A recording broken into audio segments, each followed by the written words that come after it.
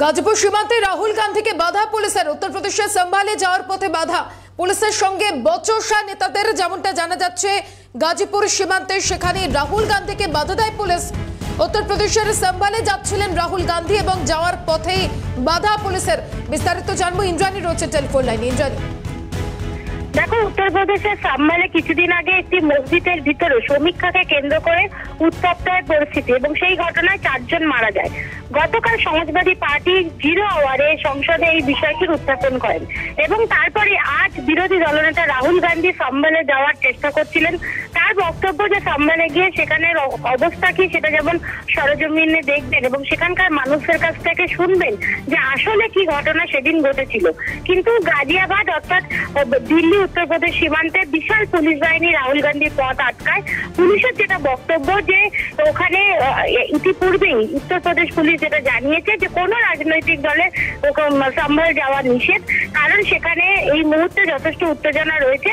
সেই কারণে কোনো রাজনৈতিক দলের প্রতিনিধিরা সেখানে গেলে উত্তেজনা বাড়তে পারে। শান্তি বজায় রাখা এবং নিরাপত্তার কারণে কোনো রাজনৈতিক দলের প্রবেশ সেখানে নিষেধ করা হয়েছে। এই কারণে গাজিয়াবাদ সীমান্তে বিশাল পুলিশ বাহিনী রাহুল গান্ধীর কনভয়কে আটকায় এবং তারপরেই কংগ্রেস নেতারা কিন্তু পুলিশের সাথে তর্কাতর্কিতে জড়িয়ে পড়েন। এই মুহূর্তে যথেষ্ট উত্তপ্ত পরিস্থিতি আমরা দেখছি। বিশাল পুলিশ বাহিনী ব্যারিকেড দিয়ে গাজিয়াবাদ দিল্লির যে রাস্তা সেই রাস্তা আটকে রাহুল গান্ধীকে আটকেছেন এবং রাহুল গান্ধী কিন্তু গাড়িতেই বসে আছেন।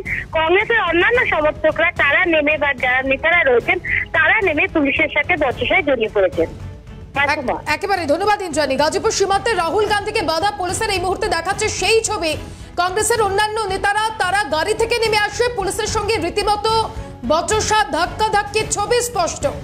যেমনটা জানা যাচ্ছে উত্তরপ্রদেশের সম্ভালে যাচ্ছিলেন রাহুল গান্ধী এবং সেই সময় পুলিশের বাধা। তারপর অন্যান্য কংগ্রেস নেতারা তারা গাড়ি থেকে নেমে আসেন এবং পুলিশের সঙ্গে বচসা ধাক্কাধাক্কির ছবি স্পষ্ট।